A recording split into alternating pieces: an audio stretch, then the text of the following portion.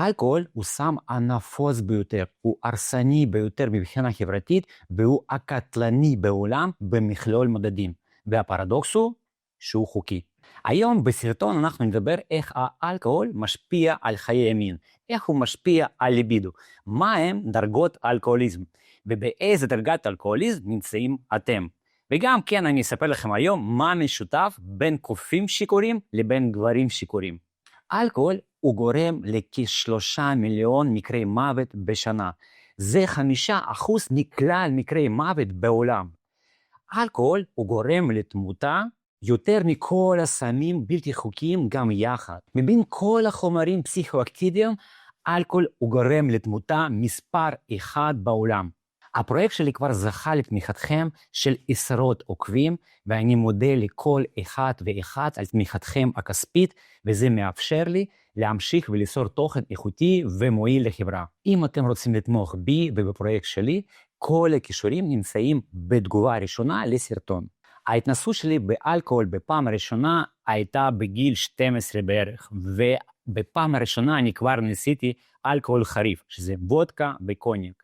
כבר במסיבת סיום של כיתת ח' בערך, אנחנו שתינו בצורה מופרזת, שאני הגעתי עד להקאות, עד לאיבוד שליטה טוטלית. הייתה לי גישה לאלכוהול, כי היה לנו בתוך הבית מין מחסן כזה של סחורה לחנות, והייתה לי גישה לאלכוהול משובח, סיגריות וכל זה. אבל אחרי זה איכשהו נפסק לחלוטין, וכאשר הגעתי לישראל, האלכוהול נעלם מהחיים שלי לחלוטין. ביחסים שלי עם בנות תמיד היה לי חוסר ביטחון. אני לא יכלתי להתחיל עם בנות, אבל בגלל שהייתי בחור ספורטיבי, יפה וכריזמטי, תמיד היו לי קשרים עם בנות.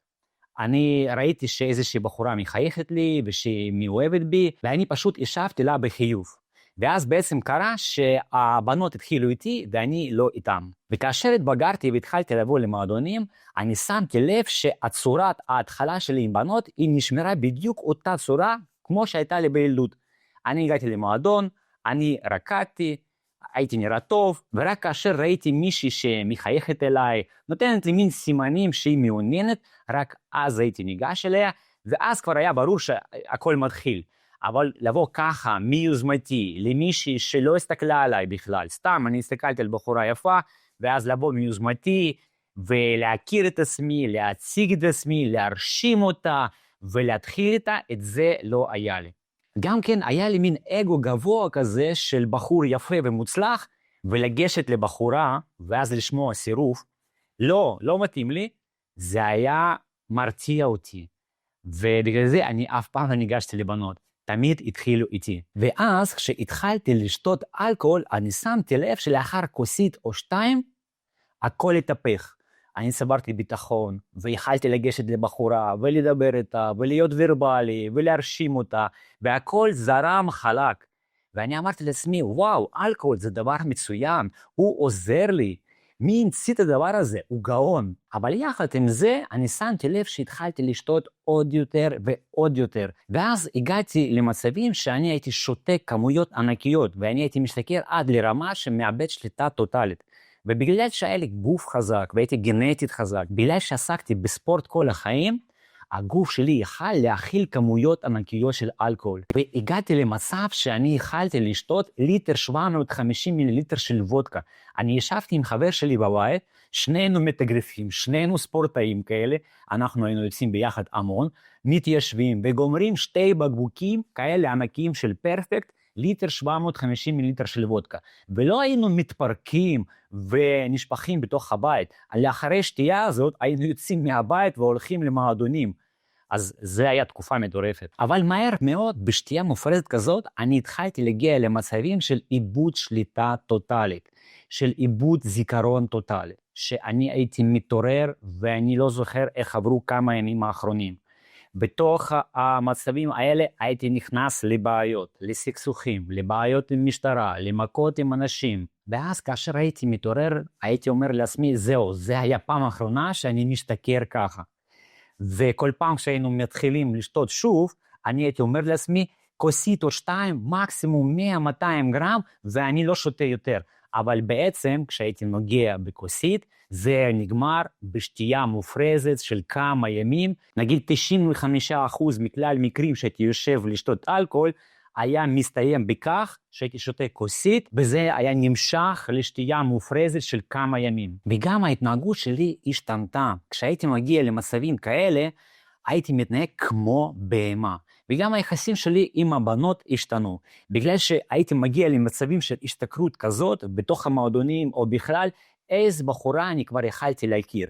גם שבאותו ראש איתי, או שהייתי כבר גמור מסלול והייתי מכיר בחורה בדיוק באותו ראש מסלול חבל על הזמן, או שהיינו מראש הולכים ביחד ומתמסטלים עד הסוף, זאת אומרת שהיינו מסטולים, כמו שאומרים, מהתחת, והיינו יוצאים ביחד להרפתקה הזאת והשיגעונות האלה. לפעמים היו מקרים כאלה מצחיקים שאני הייתי מכיר בחורה בתחילת המסיבה, וכאשר עוד הייתי נראה טוב, והייתי ג'נטלמן, והייתי אינטליגנטי, ובחור מעניין, אז היינו מבלים ביחד חלק ממסיבה, ואז היה נוצר מצב שאנחנו כאילו כבר ביחד, ואז תוך שעתיים אני הייתי הופך לבהמה. אבל הבחורה היא לא באותו ראש. היא פשוט הגיעה למועדון קצת לרקוד וקצת ליהנות, להכיר אנשים מעניינים, ופתאום היא הייתה מבחור נסיך ואינטליגנט, הייתי הופך לבהמה, שמתחיל עם כולם ונכנס לסכסוכים ומפיל דברים מהשולחן, והיא הייתה בהלם והיא לא הייתה עד מה לעשות, ולא נשאר לה ברירה שרק לברוח מהמסיבה. היא הייתה משאירה אותי שם בורחת, ואז אני כזה חושב וואי איפה היא, למה היא ברחה? והיו מצבים גם כאלה מצחיקים. בהתחלה האלכוהול הוא לא הפריע ליחסי מין, אלא להפך, הוא היה משחרר, הוא היה מביא סוג של חישה חדשה, סוג של רגישות חדשה, זה היה פותח גבולות כאלה, זה היה נותן אומץ להתנסות בדברים חדשים, וזה מין אפילו היה עוזר לשנינו להכיר את הסקס ולפתוח גבולות ומין לצבור כזה ניסיון מיני. כאשר התחלתי להגיע למצבים האלה, כמו שאני מספר, של שתייה מופרזת ושל בילוי 24 שעות ומעלה, ואז כשהיינו מגיעים כבר למיטה, ואז אופס, והיה מגיע כישלון, או שהסקס היה לו משהו, ואז היה זה נשרף במוח וגורם לחוסר ביטחון. ואז מאוד חשוב איזה בחורה אז הייתה לידך. אחד שאומרת, עזוב, לא נורא, במצב שלך, כמו ששתית וכמו שלא הלשנת,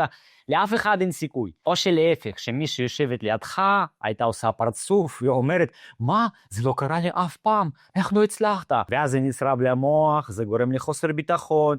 ומה שקורה אז, שכאשר אתה יוצא להרפתקה של מסיבות וכל זה, היית לוקח איתך ויאגרה, וכשכבר אתה שטוי מהתחת ולא ישנת המון שעות, ואתה עייף, והלחץ דם שלך גבוה, והלב שלך פועם, אז אתה לוקח עוד על זה כדור ויאגרה או כדור סיאליס, ואז זה מעלה לך לחץ דם בצורה נוראית. אתה מרגיש שהראש שלך הולך להתפוצץ, ואתה כבר לא נהנה מהסקס בכלל. זאת אומרת, אתה עושה את זה רק בשביל לשמר את האגו הגברי, שכאילו, הנה אני הצלחתי בצורה מהממת, אבל בעצם עשית את זה רק כי לשים וי, לא נהנית מהסקס בכלל, ואפילו אתה קצת מתחיל כבר לדאוג לבריאות שלך, כי אתה כל כך מרגיש את הלחץ בחזה, והראש שלך הולך להתפוצץ, ואז במצב כזה אתה באמת מתחיל לדאוג לבריאות.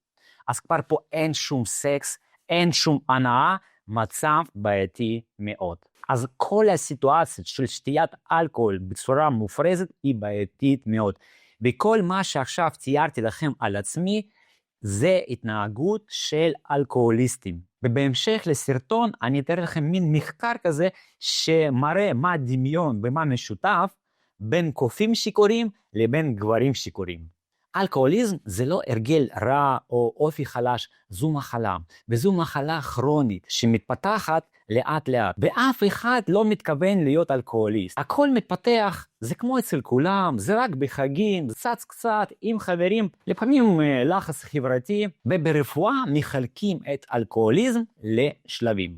שלב האפסי הוא שלב שבו אין עדיין את המחלה, אבל נבנית הקרקע למחלה, זה שתייה חברתית, פה ושם, בחגים, לחיים, לכבוד שנה חדשה, ועדיין בן אדם לא מחפש את הסיבה בשביל לשתות. יש אלכוהול או אין אלכוהול, זה לא משנה כל כך. וכאשר אין אלכוהול, אז לא נוצרת שום מתיחות פנימית. הסבילות עדיין לא עלתה, ושימוש בכמות קטנה נותן אפקט ברור, וכאשר מגזימים, הגוף עושה את ההגנה שלו, ואנשים מרגישים בחילה או הקאה.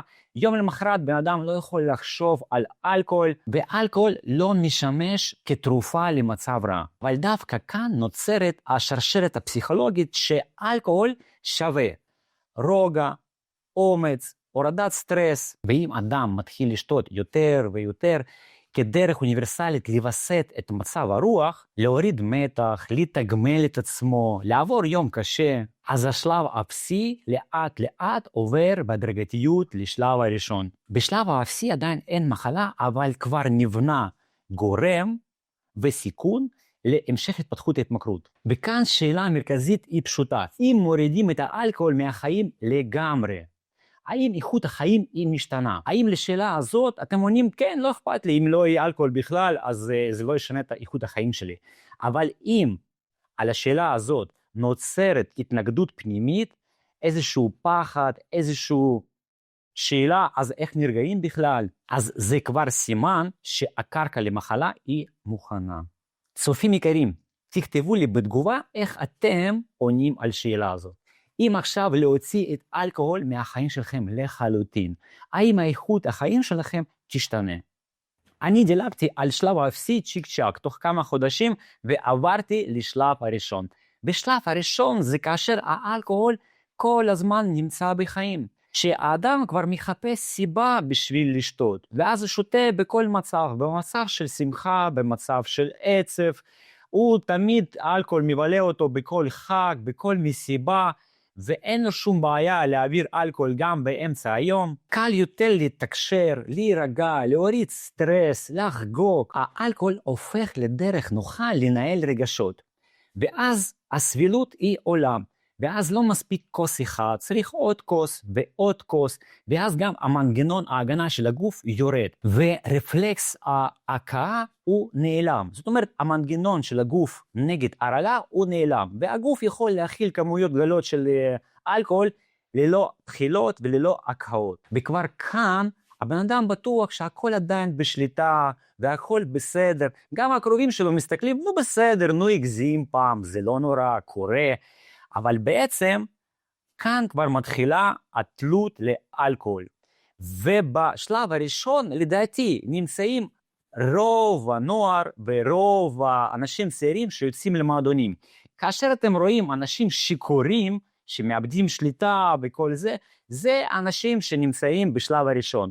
הרי כל מסיבה עוברת עם אלכוהול, כל פגישה בערב בברים עוברת עם אלכוהול, ואם שם כבר מאבדים שליטה, משתכרים עד למצב שלא יתכננו להגיע להשתכרות כזאת, אז בעצם אתם נמצאים בשלב הראשון.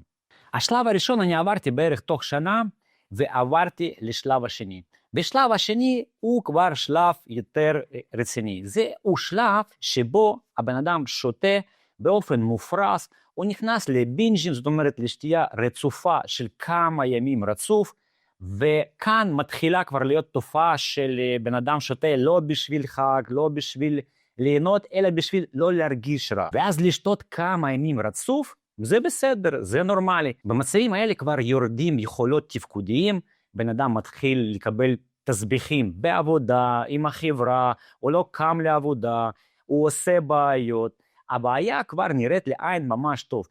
ובמצבים האלה גם הקרובים כבר מבינים שקורה משהו לא בסדר, וכאן היא מנסה לטפל ולהוציא בן אדם מהמשטרה, לחסות עליו בעבודה, והמכור עצמו עדיין חושב שהוא שולט בהכל, ויש לו הסברים להתנהגות שלו, הבוס, העבודה, האישה הזאת, 1001 הסברים למה הוא שתה יותר מדי הפעם, אבל בעצם הוא לא מודה בכך שיש לו בעיה. וכאן עדיין בשלב השני כן אפשר לעזור למכור במקרה והוא בעצמו מבין ומוכן לקבל טיפול. כאן בשלב השני יש לי המון סיפורים מטורפים. למשל, אני מתעורר, אני פותח עיניים, ואני לא יודע מה שעה, איזה יום, איזה תאריך, איפה אני נמצא.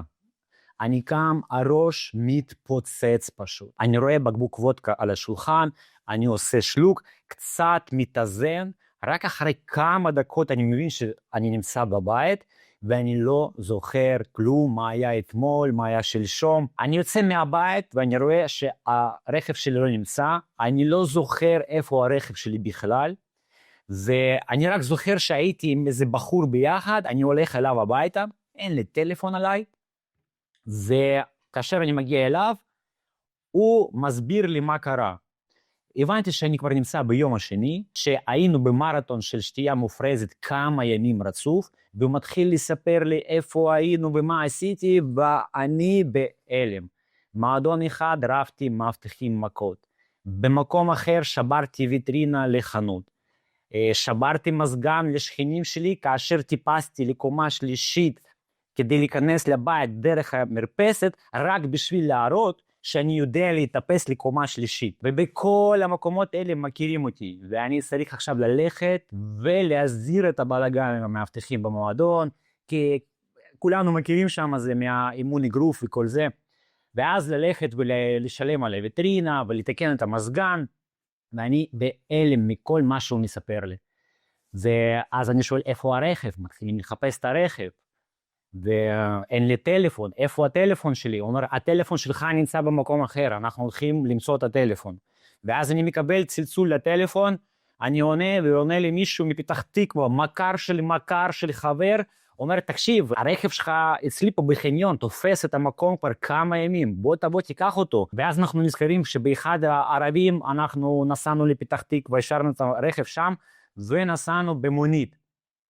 והוא התקשר אליי כמה פעמים ולא עניתי כי הטלפון שכחתי אצל בן אדם אחר. ורק תחשבו באיזה מצב מסוכן אני הייתי.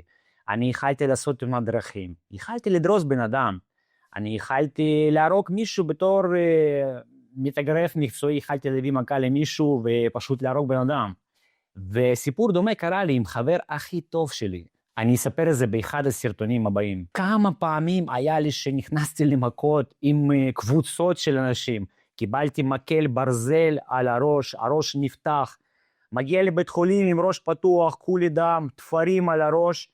וכל זה קורה תחת שתייה. פעם אחת הזמינו עליי משטרה, והמשטרה לא יכלה להשתלט עליי, אז אפילו נגדי טייזרים. ובגלל זה אלכוהול הוא סם הכי מסוכן. תחת השפעת אלכוהול קורים הכי הרבה תאונות דרכים קטלניות, ולא רק תאונות דרכים, גם כל מיני תאונות אחרות. אלימות במשפחה, כל זה קורה בהיקפים ענקיים תחת אלכוהול, וכמה כבר מחלות קשות קורות כתוצאה משתיית אלכוהול, זה פשוט אי אפשר לתאר. וכל זה חוקי, ולא רק חוקי, אלא מעודד. מכירת הסם הכי מסוכן קורית בכל סופר, בכל מכולת. הגישה לסם הזה היא הכי קלה בין כל הסמים האפשריים. גם כן זה מעודד חברתית ומסורתית שלשתות זה בסדר. אנחנו רואים מלא סרטים, מלא קומדיות, שאיפה שמראים שזה סבבה, שאנשים שיכורים עושים שטויות, ההסברה שאלכוהול הוא סם מסוכן היא כמעט ולא קורית, וזה דבר המסוכן. בקיצר, אל תגיעו לשלב שני, גם לראשון, אבל בשלב השני זה כבר נהיה מסוכן גם לכם, גם למשפחה שלכם, גם לציבור. לדרגה השלישית של אלכוהוליזם אני לא הגעתי, תודה לאל, בגלל שעברתי להשתמש בסמים קשים. וכמה שזה מוזר ומצחיק נשמע, אבל זה ככה. האלכוהוליזם בדרגות הכי גבוהות הוא הרבה יותר הרסני לבריאות מהסמים. הנרקומן שהגיע לשלבי התמכרות הכי קשים, שהוא מזריק עשרות שנים ונמצא ברחוב, עדיין יש לו את הסיכוי להשתקם, לעבור גמילה, לחזור לתפקוד מלא, לחזור לחיים הנורמטיביים. התאים במוח הם לא נהרסים באותה צורה כמו שאלכוהול הורס. לא רק תאים במוח, גם איברים הפנימיים. השלב השלישי הוא שלב הסופי.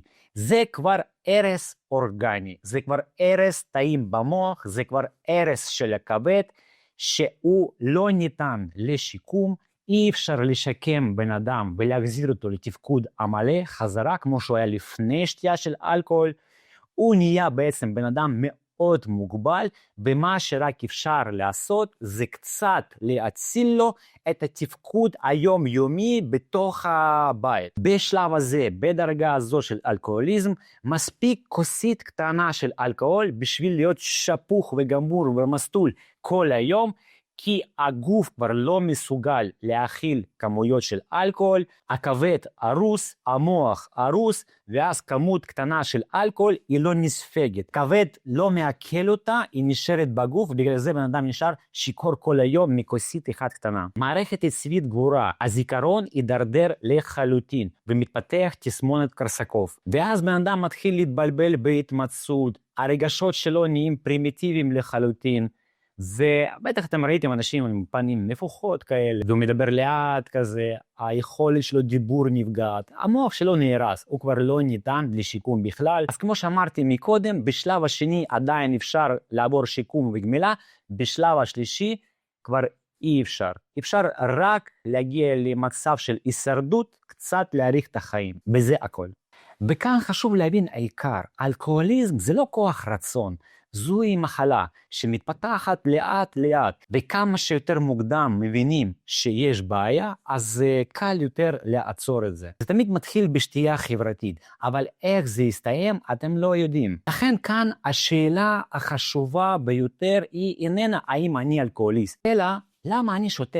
האם אלכוהול הפך לדרך להתמודדות עם החיים? וזה כבר אות לאזהרה. יש מבחן יומיומי פשוט אצל הפסיכיאטרים, הם שואלים האם יש לכם אלכוהול בבית?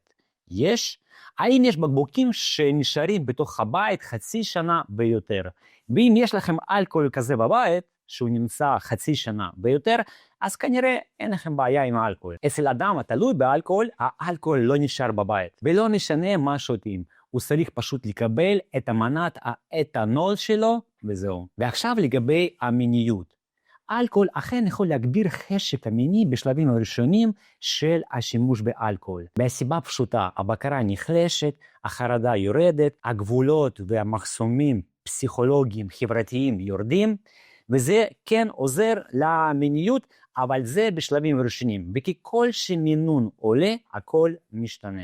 אצל גברים שימוש באלכוהול באופן כרוני פוגע בזקפה. בהתחלה זה מתחיל באופן אפיזודי, ואחרי זה באופן קבוע. כאשר מתחילים לשתות באופן קבוע, הפוטנציה נפגעת באופן משמעותי ולזמן ממושך. נושא נוסף וחשוב מאוד הוא איכות הזרע.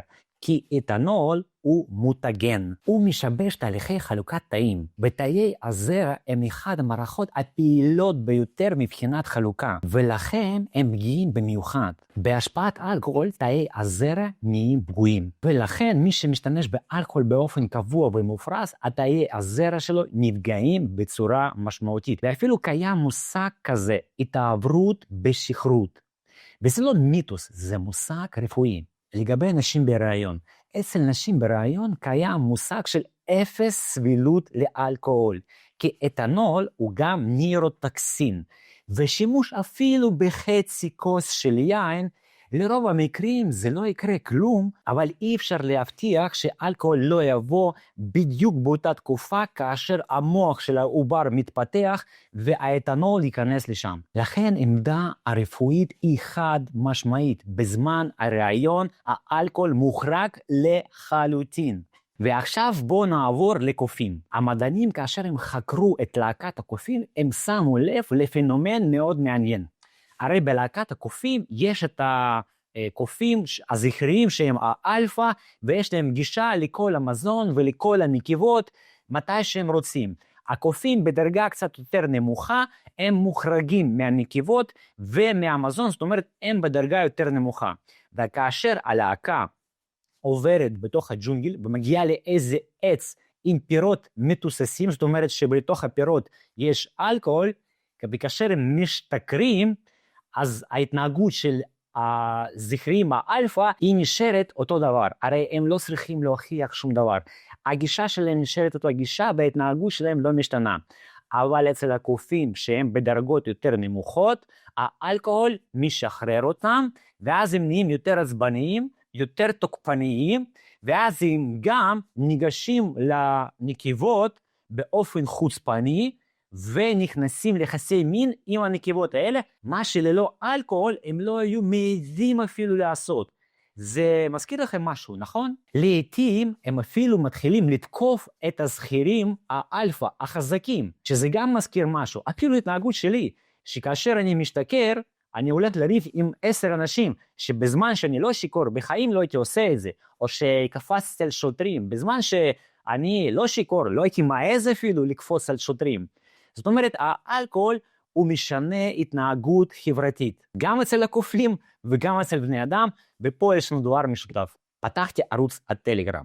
בטלגרם אין צנזורה של יוטיוב, אין אלגוריתם, יש שיח פתוח וישיר. מי שרוצה להיות חלק מהקהילה ולקבל חומר עמוק יותר או חריף יותר, בבקשה תצטרפו לערוץ הטלגרם שלי, הקישור בתגובה הראשונה לסרטון או בתיאור לערוץ.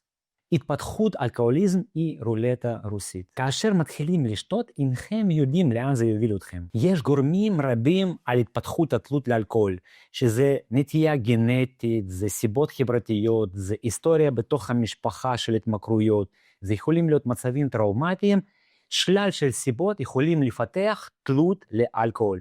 והדרך הכי בטוחה לא להפוך לאלכוהוליסט, זה לא לגעת לאלכוהול בכלל. תירשמו לערוץ, שימו לייק, ומי שרוצה לתמוך בערוץ כלכלית, כל הקישורים בתגובה הראשונה. תודה רבה לכם הצפייה, לכולם בריאות וחיים מאושרים.